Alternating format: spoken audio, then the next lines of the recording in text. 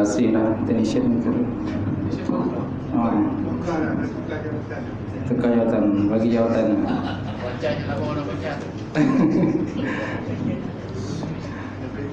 Ya lama berpensiun, dipensiunkan. Tak apa, pensiun jalan. Tak apa. Betul tak? Ini pensiun tak jalan tu masalah tu. Baik, insyaAllah kita mulakan kuliah malam ni dengan sama-sama membaca kitab ila hadratin Nabi Muhammadin Mustafa Rasulullah sallallahu alaihi wasallam wa ala kiram ashabihi wa masyaallah al-Fatihah. A'udzu billahi minasyaitonir rajim. Bismillahirrahmanirrahim. Alhamdulillahi rabbil alamin. Arrahmanir rahim. Maliki yaumiddin. Iyyaka na'budu wa iyyaka nasta'in. Ihdinas siratal mustaqim. Siratal ladzina an'amta 'alaihim ghairil maghdubi 'alaihim waladdallin. Amin. Assalamualaikum warahmatullahi taala wabarakatuh. Alhamdulillah wahdah sadaqa wa'dah wa nasara 'abdah wa 'azza jundahu wa hazama al-ahzaba wahdah. Asyhadu an la ilaha illallah wahdahu la syarika lah wa asyhadu anna Muhammadan abduhu wa rasuluhu. Allahumma shalli wa sallim ala sayyidina wa maulana Muhammad wa ala alihi wa sahbihi ajma'in. Amma ba'd. Fa inna asdaqal hadis kitabullah wa khairal hadi hadi Muhammad sallallahu alaihi wasallam wa syarril umuri muhdatsatuha wa kullu muhdatsatin bid'ah wa kullu bid'atin dhalalah wa kullu dhalalatin bid'ah. Allah Subhanahu wa ta'ala fi kitabil azim wa a'udzu billahi minasyaitonir rajim. Bismillahirrahmanirrahim. Yarfa'illahu alladhina amanu minkum walladzina utul ilma darajat. Sadaqallahul azim. Maksudnya Allah Subhanahu wa taala mengangkat orang-orang yang beriman dan berilmu di kalangan kamu akan beberapa derajat. Wa qala Nabi sallallahu alaihi wasallam bada Islam ghariban wa sayara'u ghariban kama bada'a batu ba'da. Islam itu bermula dari keadaan asing dan dia akan kembali menjadi asing. Oleh itu berbahagialah kepada orang-orang yang asing. Alhamdulillah. Yang mati Tuan Imam kita, lupa juga Tuan Bilal, kemudian pengurusi surau Cikgu Zai, sebenarnya sidang jawatan kuasa muslimin Allah Ta'ala. Alhamdulillah kita banyak puji dan syukur kepada Allah Ta'ala kerana kita sekali lagi dapat bersama malam ini untuk kita sambung kuliah fiqh. Itu bab talak kan? Bab talak tu dah selesai dah? Belum kan? Belum selesai lagi? Belum tak? Sampai mana itu? Ingat tak? Ha? Tak ingat. Saya rasa memang tuan-tuan tak ingat. Ha? Okey. Saya pun tak ingat tak apa. Sebab tanda dalam kitab ni banyak sangat tanda, tak tahu mana satu tanda. Baik, kita lihat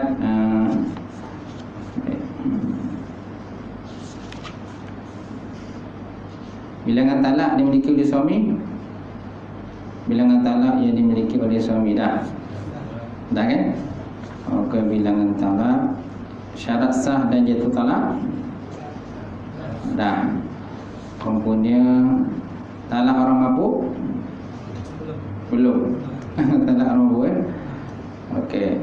Talak orang mabuk ni di bawah tajuk suami sempurna akal dia. Kita masih lagi dalam perbincangan syarat sah dan jatuh talak. Pertama, akad nikah yang dilakukan tu mestilah akad nikah yang sah.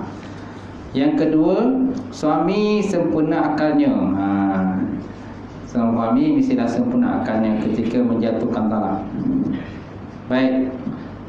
Qala musannifu rahmatullahi wa nafa'ana bi ulumihi bidari amin. Talak yang dilepaskan oleh kanak-kanak orang gila dan orang tidur tidak jatuh. Talak dilepaskan oleh kanak-kanak. Orang gila dan orang tidur tidak jatuh. Berdasarkan kepada hujahnya, berdasarkan kepada hadis yang terima daripada Ali radhiyallahu ta'ala anhu. Qala Rasulullah sallallahu alaihi wasallam, rufi'a qalam an salasin. Rufi'a qalam an salasin, anin na'im hatta yastayqiza, wa anil sabi hatta yahtalima, wa anil majnun hatta yaqila. Hadis ini terima daripada Sayyidina Ali karramallahu wajhah, di mana baginda Rasulullah sallallahu alaihi wa ala alihi wasallam telah bersabda, tidak diambil kira perbuatan daripada 3 golongan. Tidak diambil kira perbuatan daripada 3 golongan. Pertama, orang yang tidur. Anin naim, orang yang tidur hatta yastayqiza, sehinggalah dia terjaga daripada tidur dia. Takut nanti dia bermimpi je. Dalam mimpi dia menceraikan isteri dia. Tak ada mikir lah. Yang kedua, ada sabi hatta yahtalima, kanak-kanak sehinggalah dia balik. Kanak-kanak sehinggalah dia balik dan juga berakal. Sebabnya kalau boleh orang nak kahwin ni mestilah balik dan berakal. Jadi kalau dalam Negeri Sembilan ni, peraturan dalam Negeri Sembilan, mana syarat untuk berkahwin mestilah, kalau lelaki mestilah 18 tahun ke atas, perempuan 16 tahun ke atas. Kalau bawah daripada 16 tahun untuk perempuan, lelaki pula bawah daripada 18 tahun, mestilah ada kebenaran daripada mahkamah. Mesti ada kebenaran daripada mahkamah. Macam tu. Kalau tak ada kebenaran daripada mahkamah, memang kita tak akan nikahkanlah pasangan tersebut. Baik, itu syaratnya lah. Kemudian yang ketiga, orang gila sehinggalah dia waras. Orang yang gila sehinggalah dia waras. Macam mana kita nak tentukan dia gila?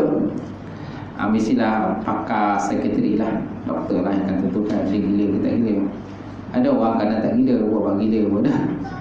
Tak gila, buat gila. Tujuannya apa? Untuk supaya orang berikan perhatian pada dia. Dia berpura-pura lah gila. Ada juga macam tu. Ada juga gila, buat gila kerana nak lari pada hutang. Nak lari daripada hutang.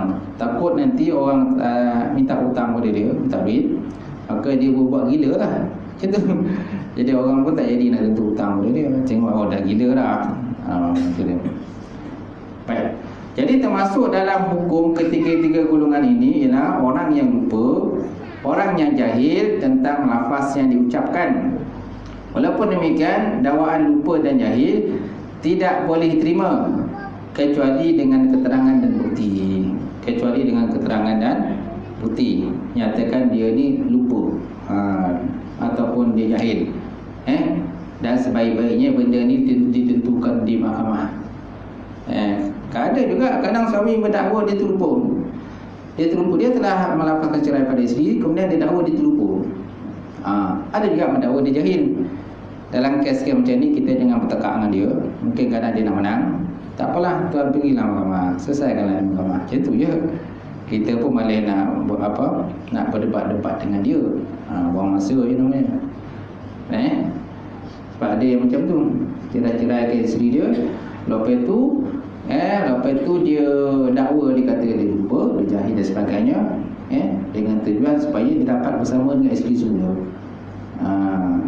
Dengan tujuan dia dapat bersama dengan isteri semula. Ada juga macam tu. Sambut bertekak pun ada. Berbalah, bergaduh dan sebagainya. Sambut nak menyaman pun ada, nak saman pun ada. Nak saman pejabat agama pun ada. Nak saman pejabat agama. Baik. Kemudian talak orang mabuk. Orang yang mabuk kerana ubat yang terpaksa digunakan atau dipaksa minum sesuatu yang memabukkan dengan ubutan atau sesuatu yang memabukkan dimasukkan ke dalam perutnya, maka hukumnya sama seperti kanak-kanak. Orang tidur atau lupa disebabkan wujud syar'i dalam semua keadaan tertentu.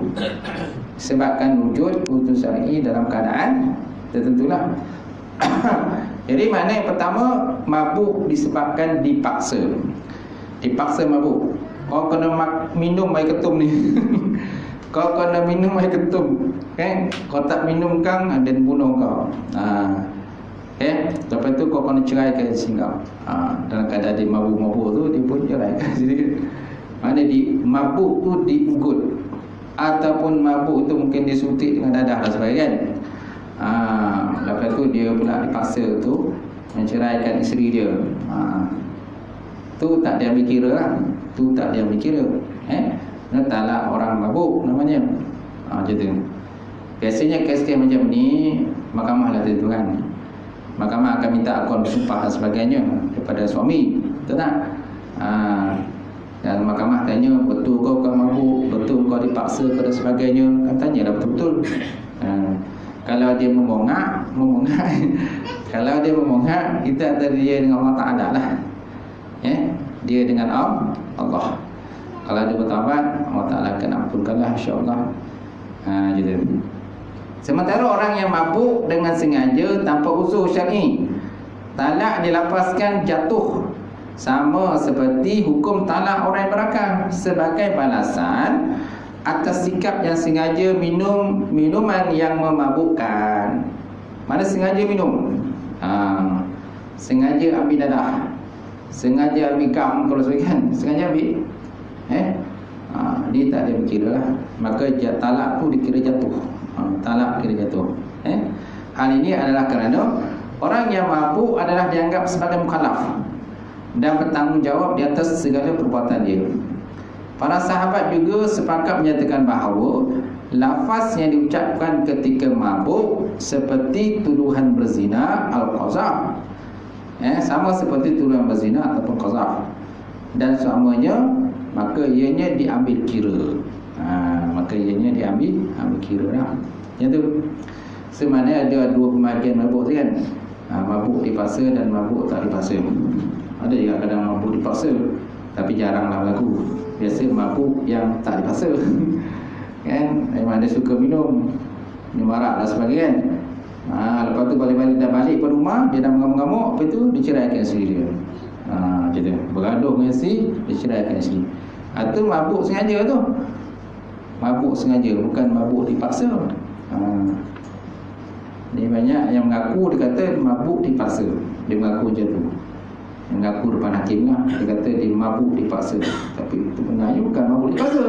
Dia sendiri yang suka memabukkan diri sendiri.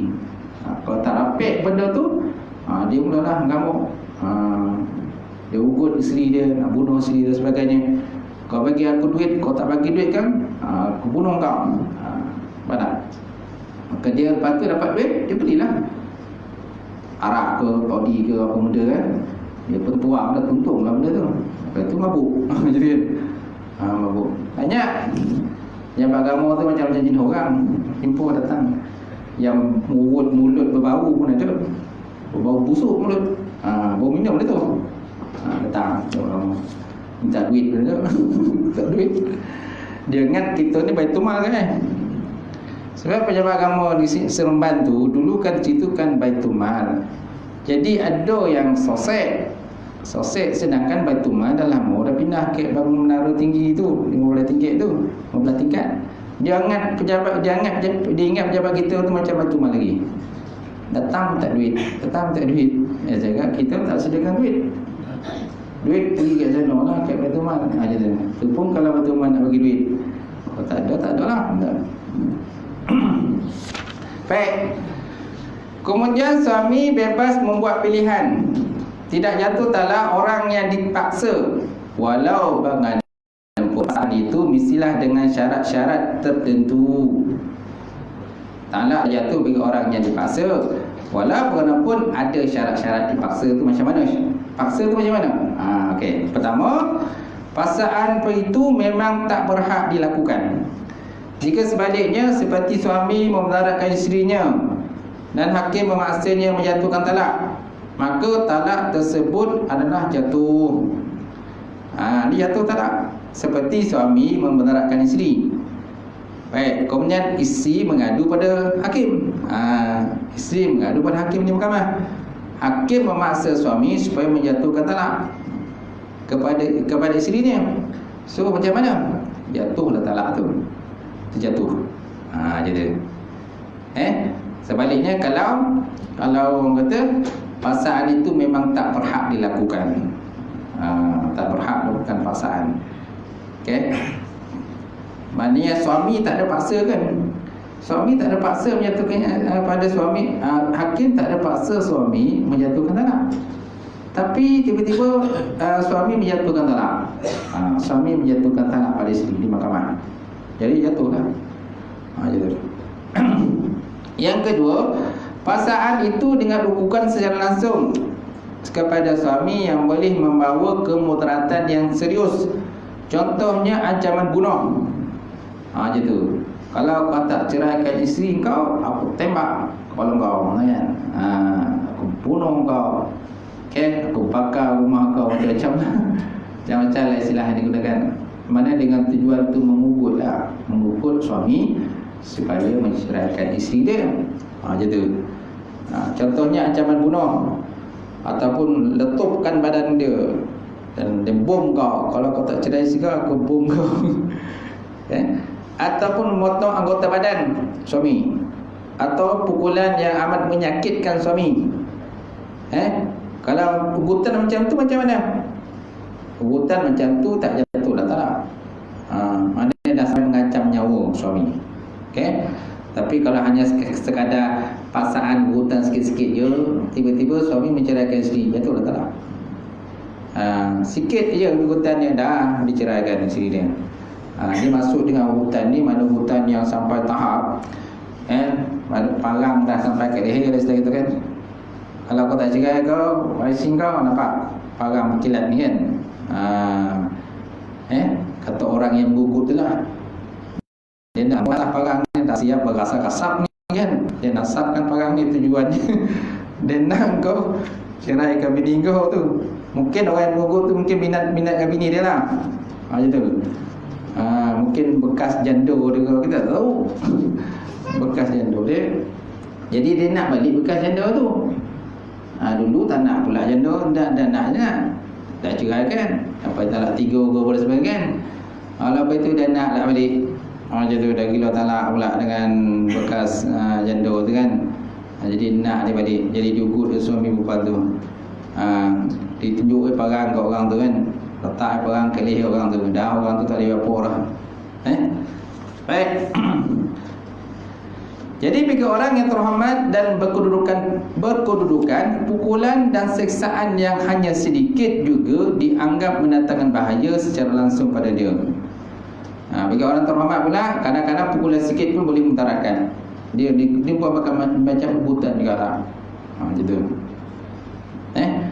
Jadi kalau ugutan tu sampai ancaman bunuh, memotong anggota badan, pukulan menyakitkan, tiba-tiba suami melepaskan cerai, itu tak jatuh talak lah. Tak jatuh talak lah. Sebab apa? Dia masuk dalam kategori diugut. Macam tu. Tapi kalau ugut sikit-sikit je, kalau kau tak cerai bini kau, aku cubit kau. Cubit je. Tiba-tiba dia ceraikan isteri kan, jatuh lah je lah. Sebab ugutan tu sikit je. Atau sekadar jontik je kan. Kau tak bini cerai isteri kau, aku jontik kau kan. Gitu. Dia pun cerai isteri, jatuh lah. Sebab ugutan sebenarnya tak mendaratkan, tapi dia terus menafaskan. Kemudian yang ketiga, orang yang memaksa itu mampu melakukan ugutan. Orang yang paksa tadi pula mampu melakukan ugutan. Sesuai dengan hadis Nabi sallallahu alaihi wa ala alihi wasallam, la talaqa wa la inaqa fi iglaqin. La talaqa wa la inaqa fi iglaqin. Tidak jatuh talak dan pemerdekakan hamba dengan paksaan. Tak jatuh talak dan memerdekakan hamba dengan secara paksa. Seorang Said dipaksa supaya kalau kau tak merdekakan hamba kau tu, aku bunuh kau. Maka dia pun memerdekakan lah, sebab takut rumah nyawa terancam. Jadi budak tu tidak merdeka lah dia tak merdeka. Sebab dia punya Said tadi, tuannya dipaksa supaya memerdekakan dia. Baik, kemudian begitu juga dengan hadis Nabi SAW, kan, inna Allah Ta'ala wada'a ala ummati al-khata'a wa nisyan wa mastukrihu alaih. Sesungguhnya Allah Ta'ala tidak menghukum ke umatku atas perbuatan yang tidak sengaja, perbuatan yang terlupa, ataupun perbuatan yang dipaksa. Pertama, perbuatan yang tidak sengaja dilakukan. Yang kedua, perbuatan yang terlupa dilakukan. Dan yang ketiga, dipaksa melakukan. Jadi tidak jatuhlah benda tu. So maknanya tidak berlaku, tidak berpuasa lah. Jadi tapi macam kes-kes yang besar macam perceraian, ini kena selesaikan di mahkamah lah. Kalau benda-benda kecil-kecil ni tak perlu selesai mahkamah. Gitu. Sebabnya berat. Tugasan hakim ni berat. Tugasan hakim ni berat kan. Kerana dia lah yang akan memberi keputusan sama ada jatuh talak ke tak jatuh talak. Berat tugas hakim ni. Sebab keputusan tu kadang-kadang boleh menyebabkan orang merana. Orang merana kan, suami merana disebabkan oleh keputusan. Itu sebabnya hakim ni kalau boleh dia buat keputusan, janganlah terkhilaf, jangan tersilap, jangan tersalah membuat sesuatu keputusan. Okey, cuma orang yang orang kata yang bertelagah di mahkamah, kalau dia tak perhati kan, kalau mahkamah tu dia ada rayuan kan, ada beberapa hari lagi, 14 hari dia sedap. Mana kalau keputusan tu dia tak perhati, dia boleh buat rayuan. Rayuan semua lah. Tapi kalau seandainya dah lama dan dah setahun 2 tahun dah baru tak perhati, jadi macam mana nak buat rayuan? So maknanya kalau suami ke atau isteri ke tak perhati dengan keputusan mahkamah, dia kenalah failkan rayuan tu secepat mungkin. Jangan bodoh dah basi, dah 2-3 tahun barulah nak buat rayuan. Mana mahkamah nak terima lagi? Macam tu. Kalau tidak pun mungkin minta supaya dibicarakan semula tu je lah, sebutan balik. Kadang dah lupa, dah lama pun dah lupa. Kes pun kadang dah lupa. Hakim pun apa ni dah lupa dah. Macam mana itu ya, hakim tanya balik. Macam tu kan. Hakim pun dah lupa dah. Sebabnya kena catat kan. Setiap apa bicaraan di mahkamah, biasa hakim dia kena catatkan keputusan tu. Apa yang disebut oleh suami dicatat, apa yang disebut oleh isteri, semua dicatat. Sebab apa? Benda tu jadi bukti. So, kalau contoh hakim tu meninggal lah, besok benda tu disebut semula kan, dibicarakan balik. Jadi hakim yang lain dia akan tengok semak balik, oh ni punca masalah tu. Jadi kalau hakim tidak mencatat di mahkamah, hanya dongan macam tu je kan. Jadi kalau seandainya dia buat keputusan, lepas tu besok 2-3 tahun kemudian dibangkitkan balik masalah tu, jadi hakim pun yang baru pun dah kuning, dia pun tak tahu apa punca masalah kan. Itu pentingnya mahkamah tu mencatat. Baik tuan-tuan. Kemudian yang keempat, suami yang dipaksa tidak melakukan perkara yang lebih daripada dituntut. Suami yang dipaksa tidak melakukan perkara yang lebih daripada dituntut. Jika dia dipaksa menceraikan isterinya dengan talak 1, atau dipaksa menceraikannya tanpa ditentukan bilangan talak, suami pun menceraikan dengan talak 2 atau 3, maka talaknya jatuh. Talak jatuh. Suami dipaksa supaya menceraikan isteri dengan talak 1, tetapi suami menceraikan dengan talak 2, talak 3 dan sebagainya. Jadi talak tu jatuh lah. Sebab dipaksa tu talak 1 je. Dia letak parang kat leher, kau kena ceraikan isteri kau dengan talak 1 je. Dia siap beritahu dah. Orang yang ugut tu dah siap beritahu dah, kau kena ceraikan isteri kau dengan talak 1. Kau tidak, dan molih kau kan. Tiba-tiba suami tadi dia rasa macam dia terancam, maka dia terus menjatuhkan talak 2 kepada isteri dia. So jatuhlah talak. Sebenarnya kerana dia dapat bersalahan dengan apa yang dia ugut tadi. Gitu. Baik, kemudian talak secara bergurau senda, bermain-main. Berdasarkan syarat-syarat jatuh talak bagi orang yang dipaksa, maka talak yang didapatkan secara bergurau senda dan bermain-main, maka jatuhlah sekiranya talak itu oleh orang yang menjatuhkan talak itu orang yang cerdik, berakal dan balik, dan pilihannya sendiri. Syarat jatuh talak talak jatuh apabila dia dilapaskan walaupun secara bermain-main, dengan syarat orang yang melepaskan itu dia orang yang berakal. Orang berakal, cerdik dan berakal. Dan dia bukan dipaksa. Walaupun dia melepaskan cara main-main je, alah gurau je ngau rumah kan. Jatuh dah talak tu. Macam tu. Jadi perbuatan bermain-main dan gurau-gurau dengan lepas talak bukan merupakan halangan untuk menidakkan jatuhnya talak. Untuk menidakkan jatuhnya talak tu. Bergurau-gurau. Berzina gurau ataupun berlakon lah. Kan suami isteri berlakon. Jadi suami dia minta untuk menceraikan isteri dalam lakonan tadi. Sebab nak sesuaikan dengan jalan cerita lah kan. Jadi jatuh dah talak tu. Gitu. Yang penting dia niatkan untuk menjatuhkan isteri tadi talak. Hal ini berdasarkan kepada hadis Nabi SAW. Salasun jidduhun najidun wa hazluhun najidun an-nikah at-talaq wa raja'ah. 3 perkara, kalau kamu bersungguh-sungguh maka dia jadi bersungguh-sungguh. Kalau kamu main-main dia akan menjadi bersungguh-sungguh. Pertama, an-nikah, lepas nikah, wa talaq dan lepas talak, wa raja'ah dan rafah rujuk. Wa raja'ah dan rafah rujuk. Okey. Jadi 3 lepas ni dia tak boleh bermain. Tak boleh bermain. Kalau rujuk pun kan, kalau ikutkan rujuk ni dia sebaik-baiknya ada persetujuan daripada isteri lah. Macam tu. Walaupun dari segi hukum lah kan, suami boleh melepaskan rujuk walaupun isteri tak izin kan.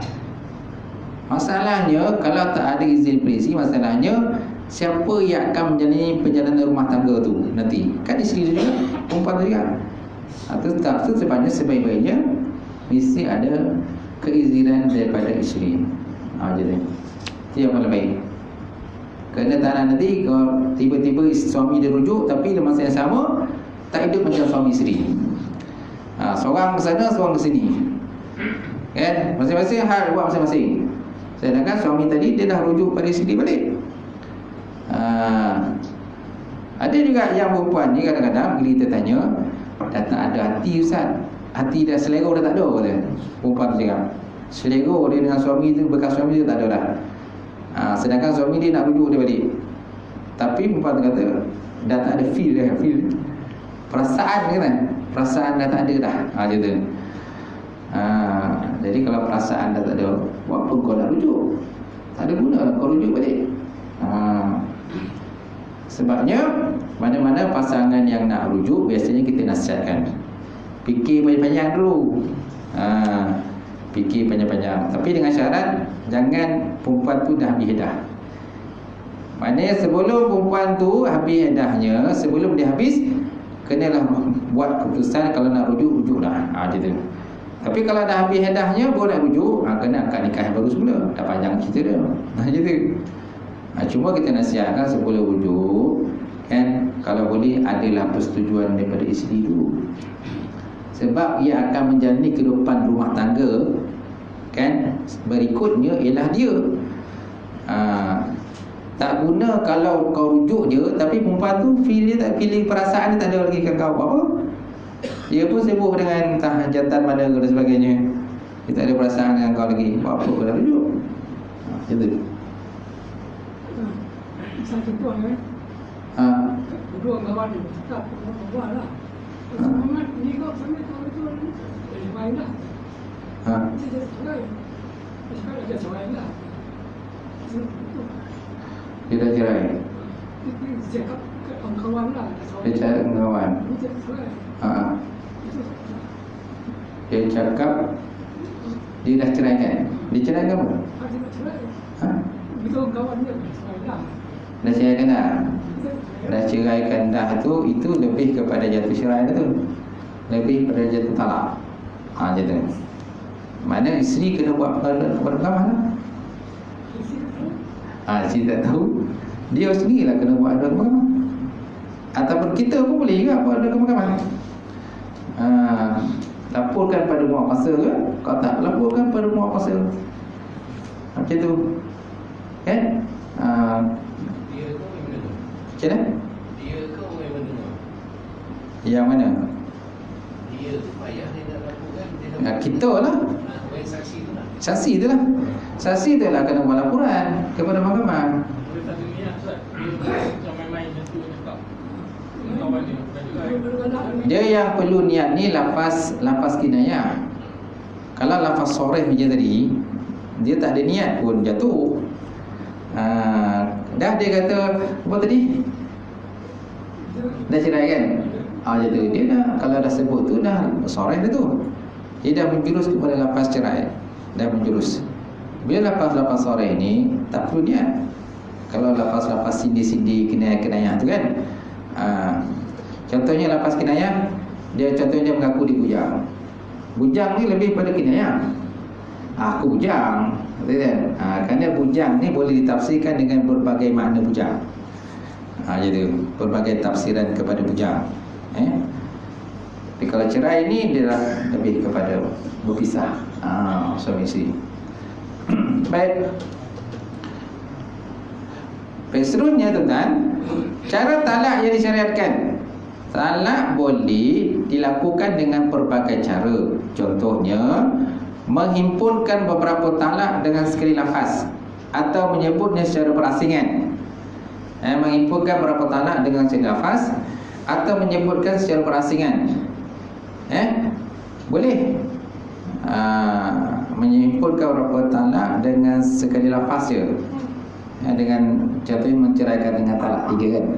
Ceraikan kau dengan talak 3. Maknanya dia dah campurkan tu. Talak 1, talak 2 dan 3 dah gabung sekali. Macam tu. Atau menyebutnya secara perasingan. Kalau nak sebut secara perasingan pun, mestilah jaraknya jauh.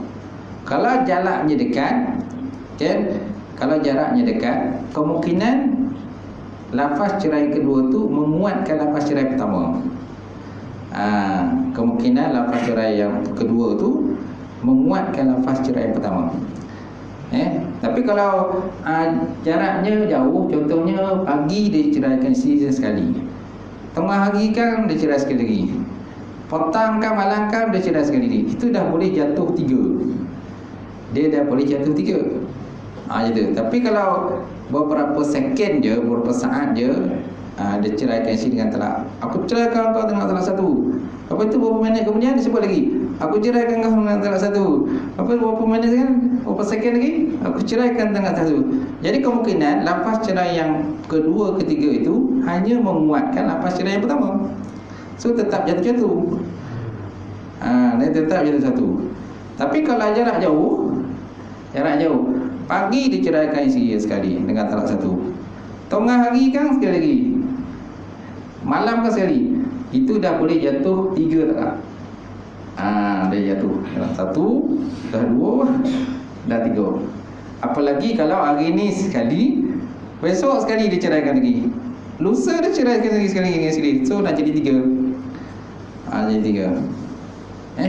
Jadi benda ni kena selesai gini mahkamah. Tuan-tuan jangan poni-poni. Mahkamah ni bidang kuasa dia lah itu kan.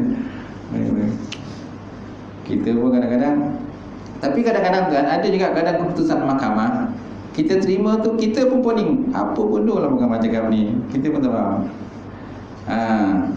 Sebab ada satu kes, lelaki ni menceraikan isterinya pada, dia menceraikan isterinya pada, contohlah, pada contoh 15 bulan dia ceraikan isteri pertama. Dia ceraikan isteri dengan talak 1 pada 15 bulan. Kemudian pada 20 bulan kan, dia ceraikan isteri lagi sekali lagi dengan talak 1 jugalah. Lepas tu pada 15, lepas tu apa, 30. Lepas tu bulan yang seterusnya 15 bulan, dia rujuk pula isteri dia. Dia rujuk isterinya. Kan mahkamah kata rujuk yang dibuat itu adalah untuk cerai yang pertama. Rujuk yang 15 bulan tu untuk cerai yang pertama. Macam tu. Kalau untuk cerai yang pertama, untuk cerai yang kedua mana perlu rujuk? Kita perlu rujuk. Apabila kami terima keputusan tu, ya warning kepala kan. Warning kepala kan. Ni mana satu ni mahkamah ni nak pakai ni. Mahkamah kata kojab, kata masih suami isteri. Tapi datang lagi putusan mahkamah kata suami isteri lagi. Ini belum suami isteri. Apa ni boleh? Artinya kadang-kadang klien datang marah gitu, kita ikut putusan mahkamah. Jangan salahkan kita. Dah putusan mahkamah itu ikut je lah. Kadang dia tak puati, pergilah selesaikan mahkamah. Bukan gitu. Hakim pun ada kadang-kadang tu. Ada juga macam-macam hakim kadang terkhilaf. Dia silap membuat keputusan, atau keputusan kadang tak jelas, tak terang apa maksud sebenarnya yang hakim nak tu kan. Kadang-kadang dia telefon je, kerani telefon. Sebenarnya tak jatuh talak Ustaz. Kerani telefon, ataupun mungkin seorang pegawai lah di mahkamah telefon. Cakap, kalau kata tak jatuh, keluarkanlah keputusan yang rasmi. Cakap, ini keputusan rasmi tak ada cakap dengan telefon ni, mana boleh. Mesti ada keputusan rasmi. Jatuh ke, tak jatuh ke, nak pindah jawab kerana keputusan ke dan sebagainya. Contohlah nak pindah keputusan, mesti ada suratnya memindah keputusan tu. Ini tertelefon je, tak boleh lah. Akhirnya kita berpening, klien pening, kita berpening. Seterusnya tuan-tuan, jadi menghimpunkan beberapa talak dengan sekali lafaz atau menyebutnya secara perasingan. Kemudian talak dilafazkan secara langsung atau tidak langsung, ataupun ta'liq dengan syarat-syarat tertentu atau beserta pengecualian. Ini cara talak disyaratkan lah. Talak dilafazkan secara langsung ataupun tak langsung lah. Ta'liq, kan ada ta'liq kan? Ta'liq lepas akad nikah dah sah tu kan suami kena baca ta'liq. Itu satu lagi ta'liq ialah ta'liq yang dibuat sendiri oleh suami lah. Mana kalau kau keluar pada kereta ni, kau tercerai. Kau keluar je jatuh. Kau pergi, kau telefon je budak lelaki tu balik, kau tercerai. Ada okey macam tu. Bercerai sebabkan oleh isterinya menghubungi lelaki lain. Suami dia dah cakap, suami dia dapat kesan lah. Suami dapat kesan kan. Ada juga kadang-kadang suami yang buat hubungan dengan perempuan lain. Ada masanya pula isteri buat hubungan dengan lelaki lain. Jadi suami bagi syarat kepada isteri, kalau kau hubungi semula lelaki itu, kau akan tercerai. Maknanya isteri menghubungi lelaki lain. Ataupun ada juga suami menghubungi perempuan lain. Jadi isteri kata pada suami, sekarang ni abang kena sumpah dengan saya. Abang kena bersumpah dengan saya, abang tak akan menghubungi pula. Dan abang kena cakap dalam sumpah tu, isteri pasal suami ni. Abang kena cakap dalam sumpah abang, kalau abang kontak balik perempuan tu, maka saya tercerai, kata. Isteri yang cakap, saya tercerai. Macam tu tak? Isteri bagi syarat pada suami, suami bagi syarat pada isteri punya dah. Pembala-bala. Suami bagi syarat bagi amaran pada isteri dia tak? Kata pun dia tak cuba. Kalau laki telefon isteri dia? Mana? Bukan isteri telefon laki. Perempuan telefon? Suami dia warning dengan telefon laki tu. Okey. Tapi laki telefon perempuan. Laki yang telefon tak adalah. Lelaki telefon ini tu. Lelaki telefon tak berlaku. Dia jangan perempuan tu telefon lagi tu. Tu bukan kena jelas tu. Dia kena jelas. Suami tu bagi syarat macam mana? Kalau suami tu kata, kalau kau hubungi semula lelaki tu, kau tercerai. Tiba-tiba lelaki tu yang hubungi dia, bukan dia yang hubungi suami. Kalau lelaki kan tak jatuh. Tak jatuh. Ompel tipu kan? Kita. Tak. Tapi ada juga kadang suami bagi syarat pada isteri. Kan? Sama ada kau hubungi dia ke, dia bukan oleh suami tu macam mana perasaan dia. Benda tu kena clear lah. Biasanya mahkamah lah akan settlekan. Tanyalah akan pengakuan bersumpah dan sebagainya. Berat bidang kuasa. Hakim ni berat juga dia nak selesaikan masalah tu. Hakim tu semua orang perempuan. Macam mana? Hakim nak kena orang perempuan. Dah minat lah. Kan? Selangor. Sedangkan yang tak boleh, hakim tak boleh berat sebelah. Tak kisahlah hakim tu mungkin bekas janda, perempuan tu bekas janda hakim ke apa dan sebagainya. Dia minat dengan perempuan tu ke sebenarnya. Itu tak boleh. Sebab hakim ni dia tak boleh berpihak kepada mana. Dia kena diturunkan. Jadi. Okey. Boleh? Sikit lagi ya. Kemudian cara tarak yang paling utama, cara talak yang paling baik menurut syarak serta bersesuaian dengan hikmah disyariatkan terbagi pada 3 peringkat. Pertama, menceraikan isteri dengan talak 1 dalam keadaan isteri yang suci. Menceraikan isteri dengan talak 1 dalam keadaan isteri yang suci daripada haid dan tidak disetubuhi. Dia suci dan belum disetubuhi lagi. Okey? Apabila suami menyesal atas tindakannya, dia boleh rujuk pada isterinya semasa tempoh iddah. Hasil iddah boleh tempoh. Cuma orang kata isteri yang diceraikan dalam keadaan suci, dia punya tempoh iddah lagi pendek. Lagi pendek tempoh iddah berbanding dengan suami menceraikan isteri dan keadaan isteri itu dalam keadaan berhaid. Berhaid. Tempoh iddah dia lagi lama. Kalau berhaid, tempoh iddah lagi lama. Kalau tak berhaid, masa diceraikan, dia tempoh iddahnya pendek. Macam tu. Jika suami ingin menceraikan sekali lagi, dia boleh melapangkan talak yang kedua. Kemudian selepas itu, suami masih berbaki 1 talak lagi yang sekiranya lakukan pada kali 3, ia menjadi talak yang boleh rujuk semula. Dia menjadi talak yang tidak boleh rujuk semula. Mana talak bainah? Bain sugra. Melainkan selepas bekas isteri itu berkahwin lain dengan perkahwinan yang sempurna menurut syarak. Perkahwinan sempurna menurut syarak lah. Cuma yang tak boleh itu melantik si muhalil. Yang tak boleh diharamkan oleh syarak ni ialah melantik si muhalil. Mana suami melantik orang ketiga supaya berkahwin dengan bekas isteri dia.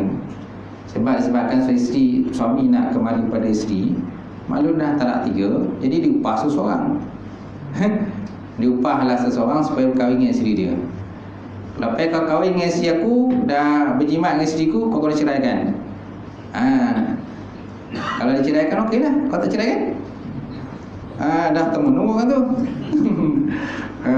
Dah termenung, kau pegang kapur tu kan. Dia dah upah orang tu, lepas tu orang tu kahwin dengan orang tu, lepas tu dia tak nak ceraikan. Kau tak termenung kan? Duit dah habis. Dibayarlah contohnya pada si muhalil itu 10,000 dia. Nah, ambil 10,000. Kau nikah dengan bekas janda ku. Lepas tu kau kena ceraikan lah. Macam tu. Takut nanti cuma akan timbul persoalan, kan? Tiba-tiba contoh si muhalil tadi dia menceraikan isteri, bekas isteri lah, yang janda tadi kan. Takut nanti dia tidak ada persetubuhan yang berlaku. Kalau persetubuhan tak berlaku, maka takkan jadi. Dia mesti ada terjadinya persetubuhan dengan lelaki yang kedua tu, suami yang kedua. Barulah nanti perempuan tadi boleh berkahwin semula dengan suami yang pertama. Mesti ada persetubuhan. Mana lelaki itu menikmati keseronokan bersama perempuan, perempuan tu sama seronok. Tapi kalau berkahwin saja hanya muhalil je, duit dah rapik, suami pertama dah bayar kepada suami kedua tadi, aku bagi kau 10,000 dengan syarat lepas itu kau ceraikan lah. Kau dah bersama, kau ceraikan. Yang masalahnya kadang lelaki yang kedua ni kan, dia dapat 10,000, lepas tu tak tahu je tidur dengan perempuan. Tak ada, tak ada. Main jarak jauh je. Main jarak jauh je. Tiba-tiba dia ceraikan yang perempuan tadi. Jadi perempuan tadi walaupun dah biadah, dia tak boleh kembali semula dengan lelaki pertama. Dia tak boleh kembali semula dengan pertama. Sebab syaratnya untuk kembali semula dengan lelaki pertama, mestilah dia bersetubuh, kan, menikmati nikmat sebuah tu dengan suami yang kedua itu. Kalau main geser-geser dia tak main. Faham kan? Geser-geser kalau luar kan. Apa tu, aku ceraikan kau, dia tu. Sebab apa? Dia dapat 10,000 lah. Tak. Jadi tak berlaku lah, tak boleh lah. So maknanya kita pula nak kena tanya si suami yang kedua tu, betul tak? Ada tak bersama? Macam tu. Sebab benda ni kalau berlaku tuan-tuan, kalau berlaku, hakim kena tanya suami yang kedua tu, betul tak kau ada bersama setubuh dengan perempuan ni? Kalau lelaki dia kata tak ada, menggesel-gesel je dia tu, maknanya tak boleh lah perempuan tu kembali semula dengan suami yang pertama tu, tak boleh. Tu sebabnya kena buat tanya dia suami kedua tu betul. Kalau hanya mencakap-cakap je tak boleh.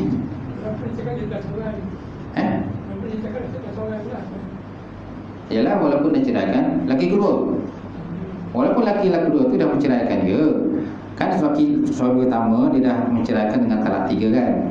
Lepas tu dia kahwin laki kedua. Laki kedua kan kahwin dengan perempuan tu, tapi tidak ada persetubuhan. Dah kahwin terus cerai je, duit dah dapat. Laki pertama dah bayar dia 10,000 kan. Siapa tak nak 10,000. Lepas tu dia ceraikan terus. Jadi walaupun dia dah ceraikan, jadi perempuan tu tak boleh semula kembali dengan lelaki pertama. Dia mesti ada persetubuhan. Boleh? Macam mana? Boleh tak? Sebab ada yang kes macam tu. Bila dia dah kahwin, ada seorang pernah satu kes, perempuan lelaki tindun. Lelaki tindun dia jadi isteri muhalil lah, saya nak percaya. Bila dia dah kahwin dengan perempuan tu, dia cerai perempuan tu. Lepas tu dia balik indun. Dia balik indun. Jadi perempuan tu kata dia dah bersetubuh dengan lelaki pertama tu. Tapi nak kena tanya lelaki pertama tu, betul tak benda tu berlaku? Lelaki kedua tu, dia kata dia dah bersetubuh lelaki kedua tu. Okay, suami yang kedua lah. Masalahnya suami kedua tu dia dah balik ke indun, tak dapat kesan lagi. Kat mana dia duduk kan? Susah juga. Kan perempuan kadang-kadang dia pandai juga berbohong, cakap bohong. Kadang teman-teman nak kembali dengan lelaki yang pertama tadi. Okey, lelaki pertama tu kaya ke, duit banyak, dia nak lah kembali balik. Gitu. Dia macam tu kan. Baik. Jadi hal ini berdasarkan firman Allah Subhanahu Wa Taala, at-talaqu marratan, fa imsakum bima'rufin aw tasrihum biihsan. Talak yang boleh rujuk itu ada dua, hanya 2 kali. Sesudah itu bolehlah dia rujuk ataupun memegang terus isterinya dengan cara yang sepatutnya, atau melepaskannya dengan cara baik. So kalau tak ada, ceraikanlah dengan cara baik. Jangan jadikan perempuan tu macam bergantung tak bertali lah. Ada juga macam tu kan, gantung tak bertali. Lagi macam tu. Sebab apa? Nikah contoh nikah Thailand. Nikah di Thailand. Bila nikah Thailand, lepas tu balik ke Malaysia, lepas tu tak daftar ke pernikahan Malaysia, lepas tu bercerai, ataupun kadang tak bercerai. Lelaki tu gaib macam tu. Jadi perempuan ni dia dah bela tu. Nak buat macam mana ni? Nikah dulu kat Thailand. Kan bila dah balik ke Malaysia, lepas tu gaduh, rumah gaduh, kemudian lelaki tu hilang. Nak kata cerai pun tak tahu cerai ke tak cerai. Kemudian perempuan ni pula, bila suami dia dah hilangnya tu, dia anggap suami dah menceraikan dia. Macam tu. Lepas tu pula perempuan ni ada pula terpikat dengan lelaki lain pula. Nak pula kahwin dengan lelaki lain tadi. Dengan suami pertama tadi pun tak selesai. Cerai ke tak cerai? Sejak cerai pun tak ada. Macam tu. Sejak cerai tak ada. Sebab kalau nak nikah, mesti ada cerai kan. Nak nikah dengan lelaki lain, mesti ada cerai. Cerai pun tak ada. Itulah mesti dibuktikan dengan taklid tu.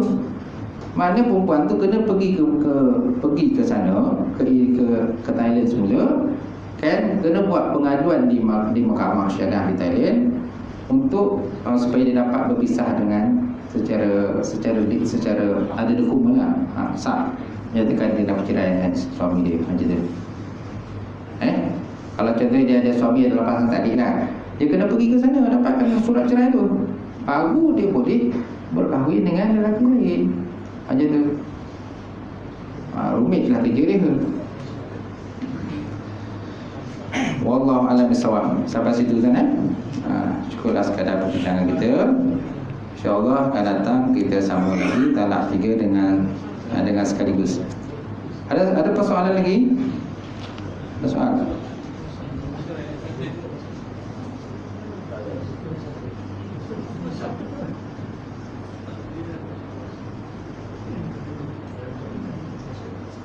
Tak ada? Okey, habis semua. A'udzubillahi minasyaitonirrajim. Bismillahirrahmanirrahim. Alhamdulillahirabbil alamin wassalatu wassalamu ala asyrofil mursalin wa ala alihi washabbihi ajmain. Allahumma zidna ilman nafi'a wa yaqina as-sadiqa ma'al taqabbal rizqan halalan mubarakatan katsiran wasi'an innaka ya alim. Nawala qulubana bi nuri ma'rifatika wa ta'ala fa'arifin. Allahumma fakina bidin, Allahumma fakina bidin. Allahumma ja'al hadza jam'an marhuma wa tafaqqana min ba'di tafaqqan ma'suma. Rabbana iftah bainana wa baina qaumina bil haq wa anta al-fatihin. Rabbana atina fid dunya hasanah wa fil akhirati hasanah wa qina adzabannar. Subhana rabbika rabbil izzati amma yasifun wa salamun alal mursalin walhamdulillahi rabbil alamin. Taqabbalallahu minkum.